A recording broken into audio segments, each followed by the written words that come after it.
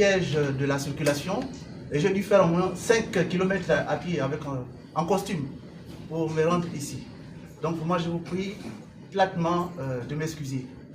Ensuite, je voudrais remercier tous ceux et celles qui se sont déplacés pour venir prendre part à cette cérémonie de présentation de ces 3 œuvres rééditées aux éditions de SAM. Et j'en profite pour saluer notre chère Sylvine Sam qui est dans la salle, qui revient d'un long périple pour représenter le Gabon à travers ces éditions. Et je voudrais qu'on l'applaudisse très fort.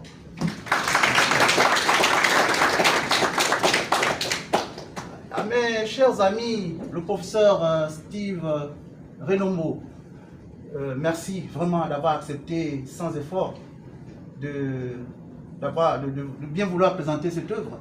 À mon grand frère, j'aime bien l'appeler le grand frère Ondombe, merci beaucoup parce qu'il m'a vraiment accompagné et il sera non seulement celui qui va présenter l'œuvre, mais il a également préfacé cette œuvre.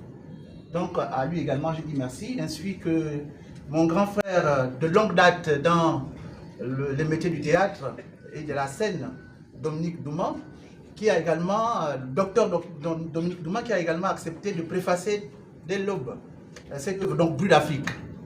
Et à vous tous, merci encore. Merci pour votre présence. Je vous remercie. À travers 3 œuvres publiées dans notre maison d'édition. Dans Bruit d'Afrique, l'auteur nous offre la parole poétique et engagée, reflet des douleurs, des espoirs de notre continent. Avec le temps des passations, il met en lumière l'importance de la transmission des valeurs africaines et du quête de renouveau. Dans Ouada, il nous raconte l'histoire d'amour, mais en réalité, il nous dépeint simplement comment l'Ouada, ses enjeux, ses objectifs, et nous permet de rendre et de voir comment cela est accessible à travers un texte simple, pourtant d'un sujet aussi technique. Pour ces ouvrages, nous rappelons que Asdengui est un auteur chevronné et nous devons aujourd'hui lui rendre hommage. Donc, merci encore, M. Asdengui, d'avoir fait confiance aux éditions de ça pour vous accompagner, car c'est un honneur pour nous d'être là avec vous. Je vous remercie. Des ouvrages publiés par M. Asdengui. Je voudrais commencer presque un peu brutalement en disant que le parrain, voyez-vous, est en principe quelqu'un qui sait, qui a de l'expérience, voire de l'expertise, et qui, de ce fait, est voué à conseiller, partager et accompagner l'autre, c'est-à-dire son filleul. Il est alors comme un père de substitution, soit dans un parcours initiatique, dans le cadre culturel ou religieux par exemple, ou encore dans l'intégration au sein de certaines corporations socio-professionnelles. Et en tant que parrain, il lui revient l'obligation de se rendre disponible, forcément généreux, et de plus, il doit pouvoir former son filleul en tant que dévancier dans la matière considérée. Aujourd'hui, ma participation, voyez-vous, à cette cérémonie se décline dans le statut de représentant du parrain.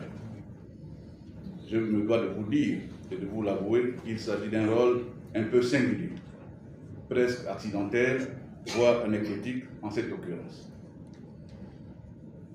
Ayant consenti à me prêter à cet exercice, je me soumets volontiers au devoir et au risque aussi, assurément, de porter et traduire peut-être de manière approximative et incertaine le substratum de ce que le parrain en titre eût pu exprimer en la circonstance avec sa sensibilité et pourquoi pas ses émotions propres et ses convictions.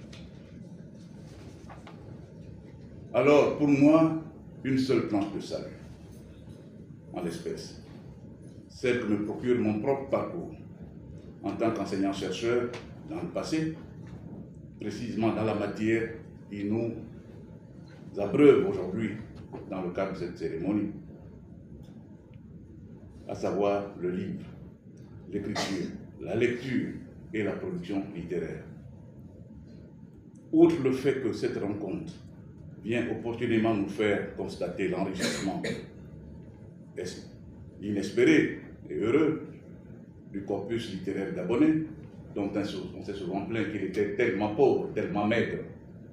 Il est tout aussi bienvenu d'observer la présence et la participation d'éminentes et hautes personnalités issues de l'Académie, grâce auxquelles l'éclat de celle-ci affiche toute sa noblesse.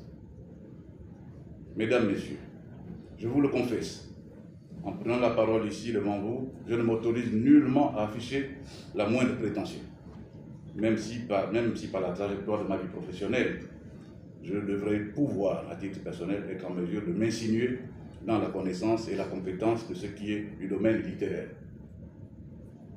Je vais donc tout simplement me limiter à une incursion furtive et fragmentée dans le cœur de la matière pour dire que je crois avoir saisi, ne fût-ce que partiellement, l'ambition de l'auteur, M. Ass Ndiémé, lorsqu'il apporte sur l'avant-scène 3 ouvrages appartenant à 3 genres différents et traitant de questions tellement diffuses et distanciées les unes des autres. Cela constitue tout autant une prouesse intellectuelle, il faut le reconnaître, qu'une plateforme de questionnement. L'auteur avoue lui-même avoir écrit ces ouvrages entre 2010 et 2012. C'est ce que j'ai noté. Ce qui, lorsqu'on s'imprègne du contenu, notamment du roman Le temps des passations, revêtirait alors le caractère d'un message prémonitoire, annonciateur des mutations historiques survenues depuis le 30 août 2023.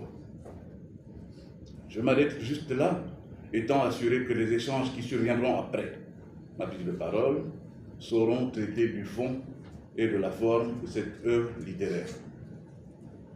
Je ne puis m'empêcher cependant de noter que l'auteur prend ses aises en invitant le lecteur à effectuer, comme qui dirait, un voyage exploratoire, tout autant qu'incantatoire, dans son univers à lui, à lui-même, habité, je le suppose, par le changementisme prôné dans les années de Braise 1990 par les étudiants de l'université Omar Bongo. Et j'en sais quelque chose. Je prends donc le risque de me faire démentir ensuite, mais j'ai pleinement conscience d'avoir aussi, en tant que citoyen gabonais, en tant que militant politique et acteur politique, le devoir de participer, à savoir dire, à savoir traduire, en vue d'informer et rendre compte. Mais alors, pourquoi pas de produire un peu de bruit, tel que Ass Ndiémé le préconise dans sa pièce de théâtre intitulée Bruit d'Afrique. Merci à tous. Le théâtre et les dramaturges nous amène au travers de ces 3 ouvrages à travers 3 événements, 3 situations. Ouada, Bruit d'Afrique, le temps des passages, de passation, publié aux éditions ZAM, comme lui-même l'avait rappelé. Nous allons donc écouter toutes ces présentations. De notre cher Ass, on a affûté les armes théâtrales ensemble, et aujourd'hui je suis très heureux effectivement de présenter cette œuvre que j'ai eu à préfacer. Mais avant de vous lire ma préface qui résume disons mon analyse du roman, je tenais d'abord à dire que Ass Ndiémé a pu mettre en valeur la différence qu'il y a entre la littérature romanesque et puis la littérature théâtrale, à une scène. Le 2e acte à 7 scènes et le 3e acte à 5 scènes. Et on retrouve aussi les traces de la littérature théâtrale dans cette pièce, parce qu'on y retrouve des personnages. Et il y en a 15. On va dire 16, parce qu'au théâtre, le chœur est aussi un personnage. Même si on a 10 personnes qui est à ranger dans la catégorie des fictions politiques. La fiction politique est un genre littéraire qui consiste à mettre en scène des intrigues sociopolitiques à partir du travail de l'imagination. Toutefois, l'imagination ici n'est pas à comprendre comme une dimension contraire à la réalité, mais tout autrement comme la mise en perspective ou l'extrapolation des faits réels. De ce point de vue, la fiction politique est un récit résultant d'une déformation puis d'un réajustement des faits réels. Le temps des passations plante son décor dans un pays imaginaire au bord de l'explosion sociale et de l'alternance politique, gouverné de manière autocratique par le président Zamblé Kouya Boula-Bolo, arrivé à la tête de l'État 25 ans plus tôt, à la suite d'un sanglant coup d'État. Dans ce pays, tous les indicateurs sociaux sont au rouge et augurent de l'inéluctabilité d'un renversement imminent du régime en place. En fait, toutes les conditions semblent réunies pour l'avènement du temps des passations. Le roman décrit ainsi la situation du pays, je cite, « Dans l'histoire des peuples, toute révolution, tout changement majeur ne tombe pas à brûle-pourpoint. Il y a toujours des signes avant-coureurs, visibles à couper au couteau. La paupérisation est manifeste, partout quasiment. Le népotisme rampant corrompt le bon fonctionnement des institutions du pays. » Est lui-même structuré en 3 dimensions. Et ce sont ces 3 dimensions qui permettent de comprendre sa démarche. Donc vous avez OADA, c'est la première dimension. Nous appelons la changementalité, et puis c'est autre chose qui est la résultante à l'image d'une graine tournante, d'une bourgeon pousse qui donne un changement, une herbe et un arbre et de plus en plus haut.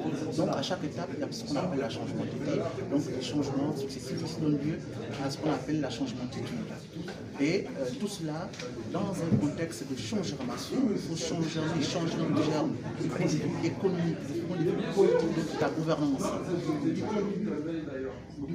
du vivre ensemble, du point de vue de la famille. À tout point de vue, doit être un changementaire, même dans la communication, qui apporte toujours cette étincelle nouvelle qui viennent à l'épreuve plusieurs étincelles, plusieurs changementaires partout sur nous qui vont apporter un foyer de lumière.